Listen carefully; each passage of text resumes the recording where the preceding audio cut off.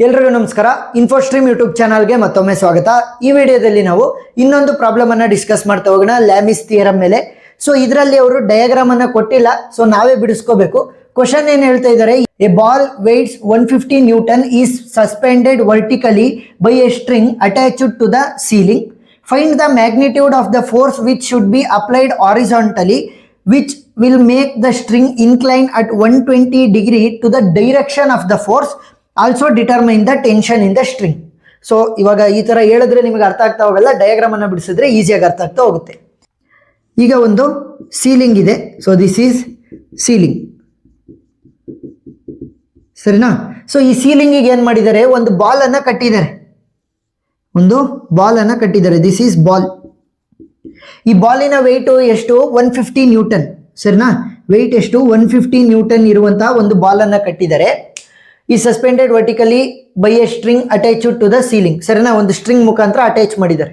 Find the magnitude of the force which should be applied horizontally. So horizontal ಅಂತಂದ್ರೆ ಈ ತರ ಅಡ್ಡವಾಗಿ ನಾನೊಂದು ಫೋರ್ಸ್ ಅನ್ನ ಅಪ್ಲೈ ಮಾಡಬೇಕು. Which will make 120 degree to the direction of the force ಅಂತಂದ್ರೆ inclined ಆಗ್ಬೇಕು. ಈ ತರ ನೋಡಿ, ಇವಾಗ ಯಾವ ತರ ಕನ್ವರ್ಟ್ ಆಗುತ್ತೆ ಅಂತಂದ್ರೆ, ಸೀಲಿಂಗ್ ಹಿಂಗೆ ಐತೆ, ದಿಸ್ ಇಸ್ ದ ಸೀಲಿಂಗ್.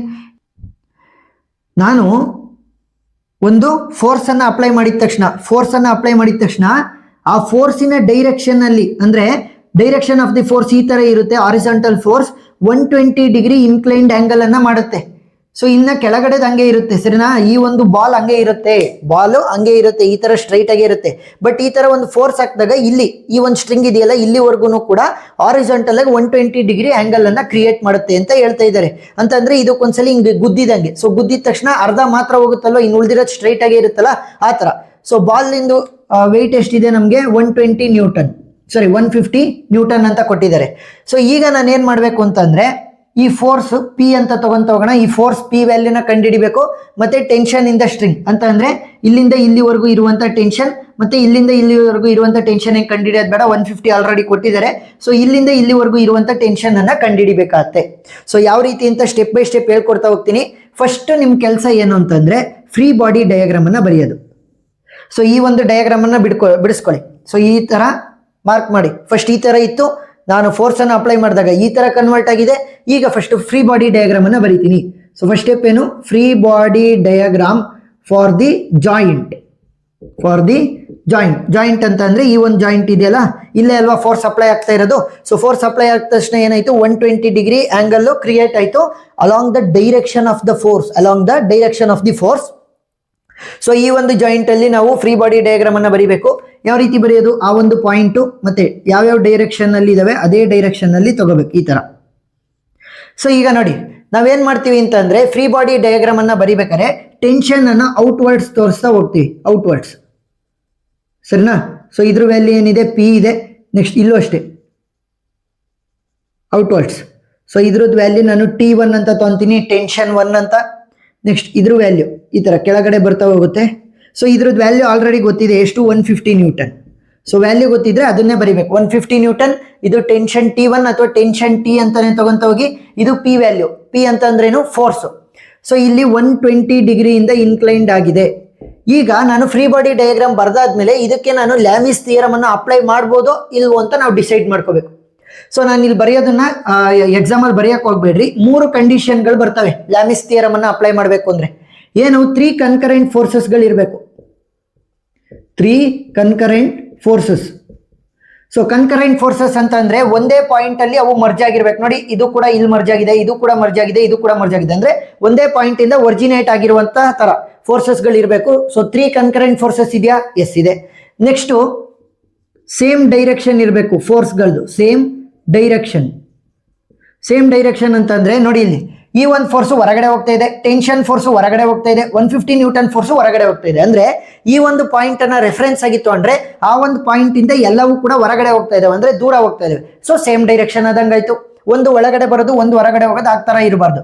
ಎಲ್ಲವೂ ಕೂಡ ಹೊರಗಡೆ ಹೋಗ್ಬೇಕು ಅಥವಾ ಒಳಗಡೆ ಬರಬೇಕು. ಸೊ ನಾವು ಮಾಮೂಲಿ FBD ಬರೀಬೇಕಾದ್ರೆ ಹೊರಗಡೆನೆ ಬರಿತೀವಿ. ಸೊ 2ನೇ ಕಂಡೀಷನ್ ಕೂಡ ಪಾಸ್ ಆಯ್ತು. ಈಗ 3ನೇ ಕಂಡೀಷನ್ ನಾವು ಕಂಡುಹಿಡಿಬೇಕಾಗತ್ತೆ. ಏನು? Angle between the forces must be known. Angle between the forces must be known. ಅಂತ ಅಂದ್ರೆ ಕಂಡುಹಿಡಿಬೇಕಾಗತ್ತೆ ಆಂಗಲ್ ಬಿಟ್ವೀನ್ ದ ಫೋರ್ಸಸ್. ಇಲ್ಲಿ ಇವೆರಡರ ಮಧ್ಯೆ ಇರುವಂತ ಆಂಗಲ್ ಅನ್ನ 120 ಡಿಗ್ರಿ ಅಂತ ಕೊಟ್ಟಿದ್ದಾರೆ. ಇನ್ನ ಉಳಿದಿರುವಂತ ಈ ಎರಡು ಆಂಗಲ್ ಗಳನ್ನ ಕಂಡುಹಿಡಿಬೇಕು. ಸೊ ಇಲ್ಲಿ ನೀವು ನೋಡಿದ್ರೆ ಇಲ್ಲಿ 90 ಡಿಗ್ರಿ ಕ್ರಿಯೇಟ್ ಆಗಿದೆ ಅಲ್ವಾ, 90 degree between 150 Newton and P force. So ಇಲ್ಲಿ 90 ಡಿಗ್ರಿ ಆಯ್ತು. ನೆಕ್ಸ್ಟ್ ಇಲ್ಲೇನಾಗಿರುತ್ತೆ, ಸಿಂಪಲ್, ಟೋಟಲ್ ಒಂದು ಸರ್ಕಲ್ ಇದ್ದಂಗೆ. ಸೊ ಒಂದು ಸರ್ಕಲ್ ಅಲ್ಲಿ ವ್ಯಾಲ್ಯೂ ಎಷ್ಟಿರುತ್ತೆ, 360 ಡಿಗ್ರಿ ಮೈನಸ್, ಸೊ ಇಲ್ಲೆಷ್ಟಿದೆ ನನಗೆ 90 ಇದೆ, ಪ್ಲಸ್ ಇಲ್ಲೆಷ್ಟಿದೆ 120 ಇದೆ. ಸೊ ವ್ಯಾಲ್ಯೂ ಎಷ್ಟಾಗುತ್ತೆ ನಮಗೆ, 90 ಪ್ಲಸ್ 120 ಅಂತಂದ್ರೆ 210. ಸೊ 360 ಡಿಗ್ರಿ ಮೈನಸ್ 210 ಅಂತಂದ್ರೆ value will be 150 degree.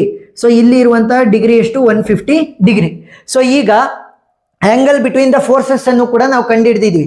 Next step ಏನು, ಸಿಂಪಲ್, ಲ್ಯಾಮಿಸ್ ಥಿಯರಮ್ ಅನ್ನು ಅಪ್ಲೈ ಮಾಡಬೇಕು.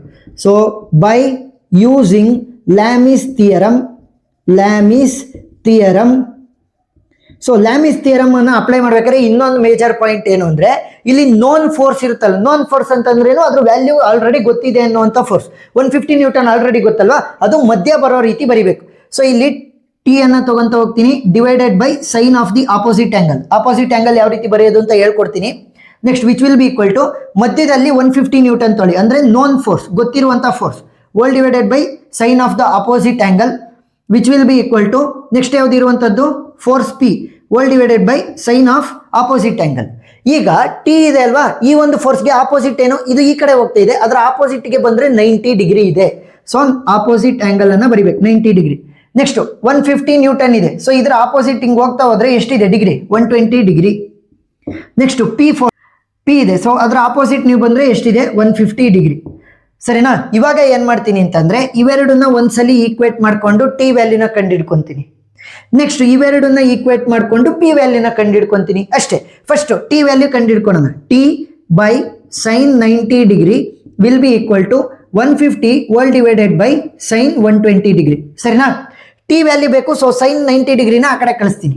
T value will be equal to 150 into sine 90 degree whole divided by sine 120 degree. So value ಏನಂತೆ calculate ಮಾಡ್ತಾ ಹೋಗಿ, ಕ್ಯಾಲ್ಕುಲೇಟರ್ನ use ಮಾಡ್ತಾ ಹೋಗೋಣ. 150 into sine 90 degree whole divided by sine 120 degree. ಒಂದೇ ಸಲ ಕ್ಯಾಲ್ಕುಲೇಟರ್ ಹಾಕ್ಬಿಡಿ. ಸೊ ವ್ಯಾಲ್ಯೂ ಎಷ್ಟು ಬರುತ್ತೆ, 173. Tension is equal to 173.20 newton. ಸರಿನಾ? SI ಯೂನಿಟ್ ಬರೀದೇ ಇದ್ರೆ ಹಾಫ್ ಮಾರ್ಕ್ಸ್ ಕಟ್ ಮಾಡಿಬಿಡ್ತಾರೆ. ಸೊ ಫೋರ್ಸ್ ಇಂದು ಯಾವತ್ತಿದ್ರು ಕೂಡ ಟೆನ್ಷನ್ ಆಗಿರಲಿ ಏನಾದ್ರೂ ಆಗಿರಲಿ ವ್ಯಾಲ್ಯೂ ಎಷ್ಟು ಬರುತ್ತೆ ಅಂದ್ರೆ SI unit newton, 173.20 newton tension T value. Next force P ವ್ಯಾಲ್ಯೂನ ಕಂಡುಹಿಡಿಯೋಣ. ಸೊ ಅದಕ್ಕೋಸ್ಕರ 150 whole divided by sine 120 degree will be equal to P whole divided by sine 150 ಡಿಗ್ರಿನ ಈಕ್ವೇಟ್ ಮಾಡಬೇಕು. ನನಗೆ ಪಿ ವ್ಯಾಲ್ಯೂ ಮಾತ್ರ ಬೇಕು. ಸೊ ಸೈನ್ 150 ಡಿಗ್ರಿ ಈ ಕಡೆ ಕಳಿಸಿದಾಗ ಇಲ್ಲಿ ಮಲ್ಟಿಪ್ಲೈ ಆಗುತ್ತೆ. So P value will be equal to 150 into sine 150 degree whole divided by sine 120 degree. ಸರಿನಾ? ಈ ತರ ಕ್ಯಾಲ್ಕುಲೇಟ್ ಮಾಡಬೇಕು. So P value will be, ಒಂದೇ ಸಲ ಕ್ಯಾಲ್ಕುಲೇಟರ್ ಹಾಕಿ, 150 into sine 150 degree whole divided by sine 120. So value ಎಷ್ಟು ಬರುತ್ತೆ ನಮಗೆ, 86.60 ನ್ಯೂಟನ್. ಗೊತ್ತಾಯ್ತಾ? ಸೊ ಇವಾಗ ಪಿ ವ್ಯಾಲ್ಯೂ ಅಂತಂದ್ರೆ ನಾವು ಅಪ್ಲೈಡ್ ಮಾಡಿದ್ವಲ್ಲ ಫೋರ್ಸು 120 ಡಿಗ್ರಿ ಆಂಗಲ್ ಇನ್ಕ್ಲೈನ್ ಆಗೋ ರೀತಿ. ಸೊ ಅದ್ರದ್ದು ಫೋರ್ಸ್ ಎಷ್ಟಿದೆ, 86.60 ನ್ಯೂಟನ್ ಇದೆ. ನೆಕ್ಸ್ಟ್ ಟೆನ್ಷನ್ ಎಷ್ಟು ಕ್ರಿಯೇಟ್ ಆಯಿತು ಈ ಒಂದು ಸ್ಪ್ರಿಂಗ್ ಅಥವಾ ಸ್ಟ್ರಿಂಗ್ ಅಲ್ಲಿ, ಸೊ ಎಷ್ಟು ಕ್ರಿಯೇಟ್ ಆಯಿತು, 173.20 ನ್ಯೂಟನ್. ಸೊ ಈ ತರ ಆ ಮೂರು ಕಂಡೀಷನ್ ಸ್ಯಾಟಿಸ್ಫೈ ಆಗಬೇಕು. ಈ ತರ ನೀವು ಸಾಲ್ವ್ ಮಾಡ್ತಾ ಹೋದಾಗ step by step full marks ಅನ್ನ ಕೊಡ್ತಾರೆ. ಸೊ ವಿಡಿಯೋ ಇಷ್ಟ ಆಗಿದ್ರೆ ಸಬ್ಸ್ಕ್ರೈಬ್ ಆಗೋದನ್ನ ಮರಿಬೇಡಿ. ಡಿಫ್ರೆಂಟ್ ಪ್ರಾಬ್ಲಮ್ಸ್ ಅನ್ನ ಕೊಡುವಂತ ಸಾಧ್ಯತೆ ಇರುತ್ತೆ ಲ್ಯಾಮಿಸ್ ಥಿಯರಮ್ ಮೇಲೆ. ಸೊ ಅದಕ್ಕೋಸ್ಕರ ಒಂದು 3-4 ಪ್ರಾಬ್ಲಮ್ ಅನ್ನ ನೀವು ಸಾಲ್ವ್ ಮಾಡ್ತಾ ಹೋಗಿ. ಸೊ ಎಕ್ಸ್ಟ್ರಾ ಪ್ರಾಬ್ಲಮ್ಗಳ ವಿಡಿಯೋ ಲಿಂಕ್ ಅನ್ನ ನಾನು ಡಿಸ್ಕ್ರಿಪ್ಷನ್ ಅಲ್ಲಿ ಪ್ಲೇ ಲಿಸ್ಟ್ ಮುಖಾಂತರ ಕೊಟ್ಟಿದ್ದೀನಿ. ಆ ಪ್ಲೇ ಲಿಸ್ಟ್ ಲಿಂಕ್ ನಿಮಗೆ ಸಿಗ್ತಾ ಹೋಗುತ್ತೆ, ನೀವು ನೋಡಬಹುದು. ವಿಡಿಯೋ ಇಷ್ಟ ಆಗಿದ್ರೆ ಸಬ್ಸ್ಕ್ರೈಬ್ ಮಾಡ್ಕೊಂಡು ಸಪೋರ್ಟ್ ಮಾಡೋದನ್ನ ಮರಿಬೇಡಿ. Thank you for watching.